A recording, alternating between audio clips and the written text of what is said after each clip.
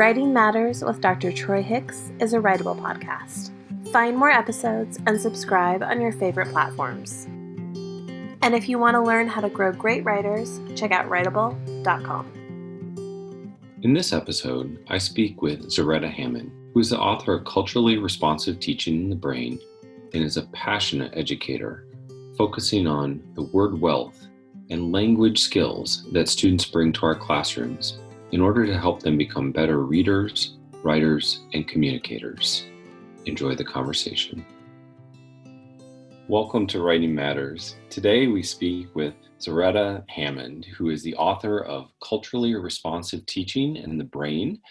She is passionate about the intersectionality of equity, literacy, and culturally responsive teaching as a way to help schools and districts close opportunity and learning gaps for underserved students. She's a native San Franciscan, and we'll find out more about her path through education.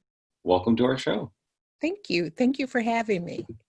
Well, thank you. I'm really looking forward to hearing about the ways that you enact writing instruction and help others enact writing instruction. But before we get there, tell us a little bit about your path in education. How have you arrived to where you are today? Yeah, it has been a very interesting path. And I say to a lot of, educators that I talk with that my story is very much the story a lot of their low-income students. I grew up in San Francisco, California. My grandparents came out to San Francisco in 1940, the last wave of the Black migration out of the Deep South. And I went to public schools in the area. My mother was a teen parent. She had 3 children by the time she was 22. And what really shaped me in terms of, a path, and I really didn't even know it at the time, was the fact that when they started in the 70s with the first welfare to work programs, she got a position as a library technician with the San Francisco Public Library. So my after-school program was to come to her library branch. She would find a table in the children's section and she'd pile it full of books. And she says, when you hit the table, it's time to go. And that was really instructive. I read all the books, all different types of books, was really just immersed in words and language, and just fed my imagination as well as kind of my understanding of how words work. I remember the day I asked her if I could go over to the adult section. And she had a little side eye like, I know it's over there, right? But she said yes, because I'd read everything in the children's section. And I discovered mythology and Joseph Campbell and astronomy. And oh my goodness, it just like, oh my goodness. I found myself reading the dictionary. I fell in love with words. So it just kind of continued. That then became an interest in equity, because I ended up at the University of California, Berkeley, as a writing tutor, and started to see kind of this disparity between who was being, invited into the writing center because they were not performing well in that area. And UC Berkeley is really unique because it asks all students to pass what they call Subject A, expository writing. And it doesn't matter if you have a 4.0. If you do not pass this in 3 tries, they ask you to leave.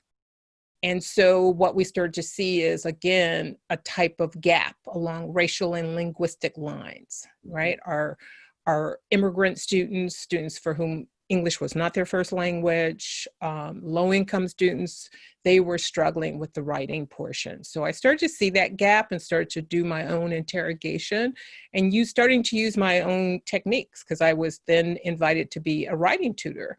And it was to the point where I was having success with certain groups of students, and they asked me to start training in the way in which I was starting to, why are you having success when other people weren't having success in moving the writing performance of particular students of color forward? And it was the first time that I started to cogently articulate this idea of culturally responsive practice, that it wasn't that you're doing anything unique, it's you were leveraging the ways that students were coming in, understanding, learning, processing.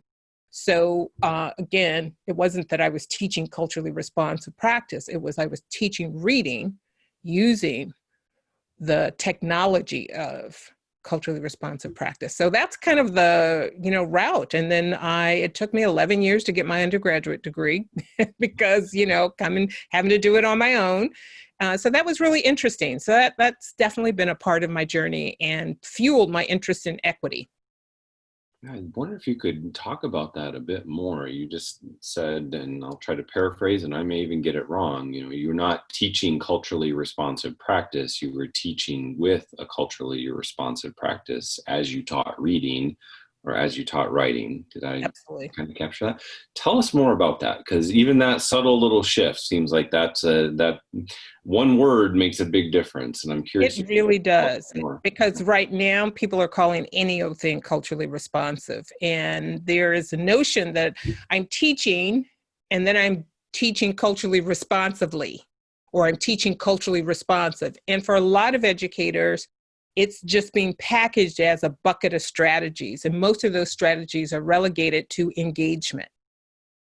Dr. Gloria Ladson-Billings, Dr. Asa Hilliard, many of the forefathers of culturally responsive teaching as kind of a concept, right? It has been going on for a long time, but they were able to synthesize it so it could be communicated to others, really put instruction at the center, the academic capacity building of students, not entertainment, not edutainment, not engagement. But right now, there's a lot of conflation and confusion with multiculturalism.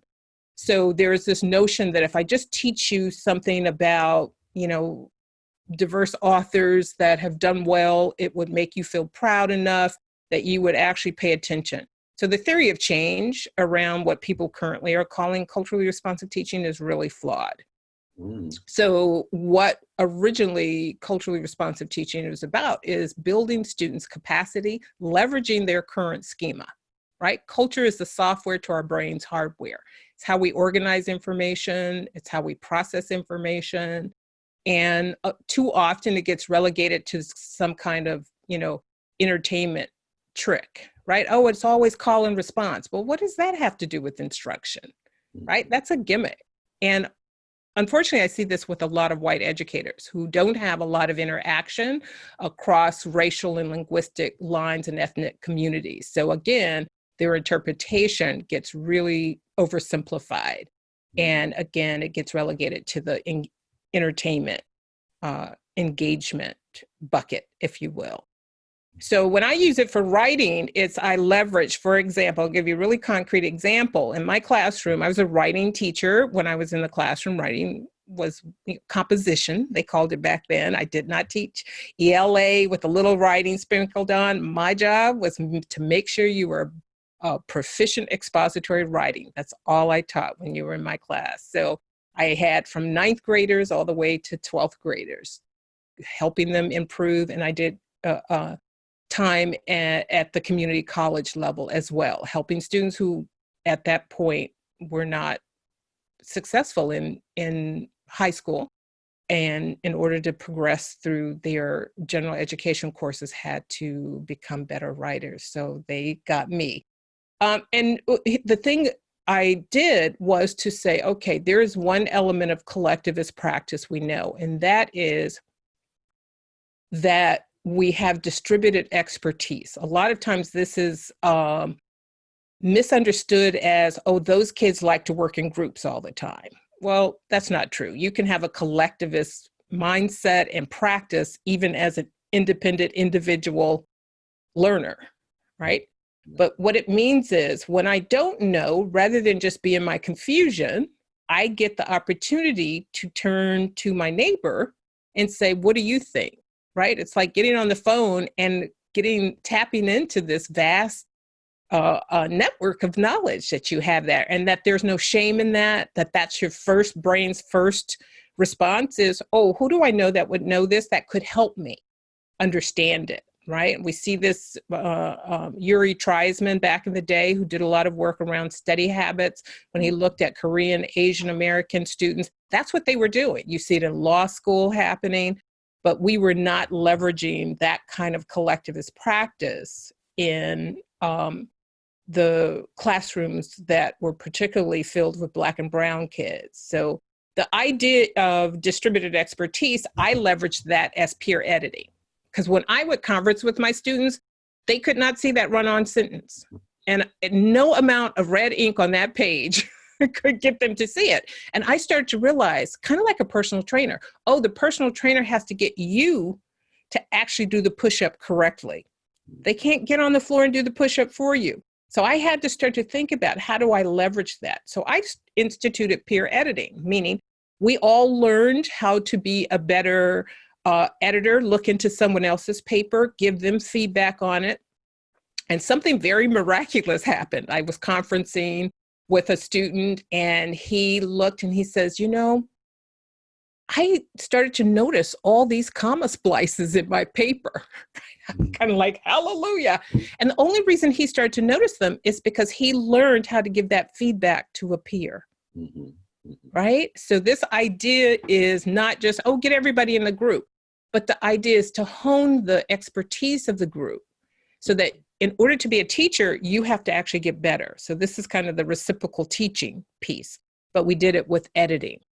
So that was really successful. Again, leveraging a principle. There are about 6 principles of collectivism in learning, I call them. I'm working on my second book and I'm going to integrate those into that. So people really start to understand, because what became very clear to me as I began to talk about culturally responsive practices, people had no concept of what collectivism is. So because it sounds like collaboration, that must mean more group work. It's just level, or they just think it's about relationships. So there's a lot of ways in which, because they don't center it around instruction, cannot bring it into the classroom as a part of a routine, ongoing way of learning. Instead, it just becomes kind of a one-off kind of, we're going to do a culturally responsive activity. Right. Well, this is making me think of so many different ways that you're talking about, kind of structural parts of schooling in the ways that school days and curriculum and teachers' work schedules and the ways in which they think about their job, as well as the students in front of them, all of that. And then it's these very tiny and yet very important instructional moves that have to happen on a minute-to-minute basis. Absolutely. How do you help a teacher begin to unpack that? What are the types of questions that you might go into a conversation with a teacher who's trying to teach writing in a culturally responsive manner, and using some of these strategies such as collectivist learning and understanding those principles? What are those conversations sound like to teachers? It first starts with, we don't call them strategies. I don't use that S word. Okay. That mindset reduces it. Versus what you just said is, what's my instructional decision making? What do I know about their schema? Where do I put this information so it becomes sticky? When we call it strategy, it lives outside of us. And then it may as well just be magic. Because I don't have to change. I don't have to do anything. I don't have to pay attention. I just have to do that strategy. And then they ask, well, the student isn't learning it. So instead, the instructional move is around instructional decision making. The instructional move is, how do I actually use metaphor, illustration, or something to make this sticky? If it's writing, right, how do I get the student to see? So I call this the chewing part. How do I get students to process the information in a way that they internalize, this is how you use a comma. Let's just use comma, because a lot of kids, like in writing, they have a challenge with commas. But that's sentence level work, right? Then there's cohesiveness. How do I make good transitions so this idea couples to that? So you could go to something like 6 traits of writing and break those down and say, how do I get the student to internalize this principle of writing so that when they are looking at their writing, they understand they need to be paying attention to that. So you have a couple of pieces that have to happen. Long story short, the starting place is the teacher actually has to see how he or she is teaching writing. Because a lot of times we just talk about the student as almost broken. Like, I'm doing this thing, but they're not getting it.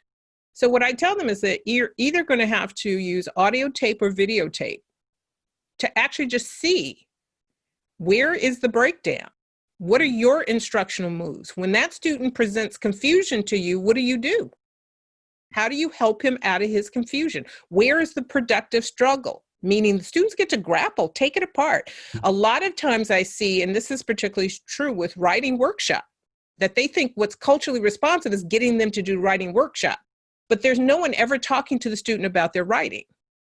How do you help students have an instructional conversation about their writing? And do that in engaging ways. You can use a jigsaw. You can use an existing piece of writing, an exemplar, not from a student in the class because you don't want to put that student on the spot.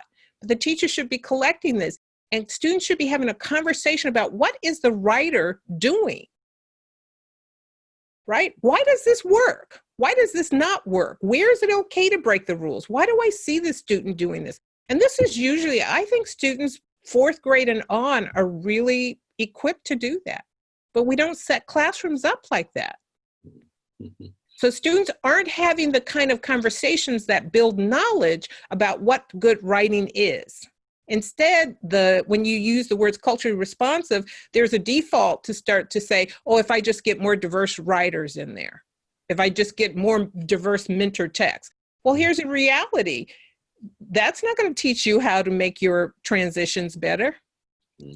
And for English learners, Lily Wong Fillmore, a long time ago, early as the 80s, was talking about sentence complexity as the key thing, right? Subject, verb, agreement. But now let's start adding some phrases and clauses. Teachers aren't talking about phrases and clauses. Right. We're just this whole, if you just write, you're going to get, that's ridiculous. And the more teachers do that, the more they're growing their own achievement gaps. Because the students whose parents can afford to send them to a writing coach or a writing camp are going to say, my students' writing is not going to put them on the path to college, and they're going to make sure their kids get it. For the students that are school dependent on school to teach them the thing they need, those students are stuck with that poor example of a writing workshop that somebody got out of a box because somebody bought the latest education publishers that we go rename nameless, right? They bought the package. You're not going to find good writing instruction in a binder. And so this is the thing that I see, right? So we confuse what the topic is or the infusion in the content with that's what makes it culturally responsive versus the ways in which you're engaging students in structured ways to have the right conversations about what makes writing good. One of the writing instructors I'm really, really excited about these days is Goldie Muhammad. And that's Goldie spelled Goldie, Muhammad. She really talks about helping African-American girls use rhetoric, literary tradition, as a way into thinking about form to encourage proficiency. So this is not an either or, because this is what I see in writing. Either we're letting we want kids to have voice. And so they're just writing stream of consciousness with no form, or we go all the way to the other side and it's all form and no passion, no rhetoric, no persuasion. And what she's done is to bring those two together, to leverage their literary traditions. And this comes out of the work of Dr. Alfred Tatum, where he talks about, right, the textual lineage of African-American students. Same as for First Nation students, same for Latinx students, same for Alaskan Native students. There is a textual lineage. There's a way in which particularly white educators act like these students have no literacy, no literary background. And it's not being leveraged and then shaped to say, if I can give you these tools of rhetoric, right? When I was at the University of California, Berkeley, the intersectionality between kind of expository writing and rhetoric, right? I was always fascinated because there was a rhetoric department. It's like, aren't they just writing over there? What are they doing? But they were using words to persuade. They were using words to tap emotions. And I'm like, how do you do that? I started to bring that into my teaching, right? It's like, what are the leverage points? How do you mix how you talk right now, how you think right now with the traditional rhetorical devices so as to have more impact in your writing? How do you know the rules so you can break the rules? Right? So that wasn't this either or that I see. I think we do our kids a disservice when we think, well, I just let you write anyway, and say anything with no attention to spelling, sentence formation, punctuation. And so what's going to happen is they are not going to be college ready. College, the saying is, math gets you into college, writing keeps you there. Right? Because every class requires you to write papers. This is one of the biggest shocks for students. And they'll always say, doesn't my other instructor know I have a paper? I'm like, you might have 3, 4, 5 papers. So you have to have the process of writing so internalized that now you're just engaging the ideas of the writer. You're not struggling to say, oh, is this going to be grammatically correct, or, so I encourage teachers to go all the way back to diagramming sentences. Listen, diagramming sentences can be fun. And there are some new folks coming out to revitalize that with kind of a real, it can be interactive. It can spur conversation, right? Vygotsky talked about social cultural learning theory, which is rooted in a collectivist practice. How do we talk about a thing? Not just talk, not just turn and talk. Lord, we need to stop that. Turn and talk to your neighbor. If we put a boom mic in the midst of what kids are talking about when you say that, you would be sorely disappointed, right? But we think just because we see their lips moving, that their brains are building knowledge or building understanding. And what we have to do is we have to pay a little more attention to that building of understanding. And provide them with an effective prompt or scaffold to lead into that conversation, I would imagine. What does it want them to talk about? Well, give them something intellectually challenging and useful. But what I would also say is then this is where the instructional conversation, in addition to giving them something interesting to talk about, give them something to grapple with. So let's look at how this writer actually structured this. Can you find out? And now have every individual student say, this is where I see these devices in this paper. Now let's talk about that. I'm going to get with my partner and talk about it. Now, we as a pair are going to get with another pair to say, where are we the same? Where are we? Oh, what made you think that? Now we're having an intellectual conversation. Because a writing prompt by itself does not lead to intellectual conversation. So we don't want to get those twisted. And that's what happens a lot. And what happens when you start to look at low-income kids, and the blacker and the browner they are, the more low-level the prompt is, the more low-level the opportunity to actually have that kind of robust intellectual conversation. He's using this device. I see him using it here. Well, I would have to know what that device is. We would have had to learn that. We would have had to try and play that. You can use someone else's words. Let's see if we can make our own version of this, right? So there's a way in which we are not helping students like a personal trainer start with this structure and then move to actually be able to do it according to your own capacity. All you got to do, it's a different nuance than just give them a good writing prompt. Writing Matters with Dr. Troy Hicks is a writable podcast. Discover more episodes and subscribe on your favorite streaming platforms, or check out filmed episodes on YouTube. And if you want to learn how to grow great writers, check out Writable.com.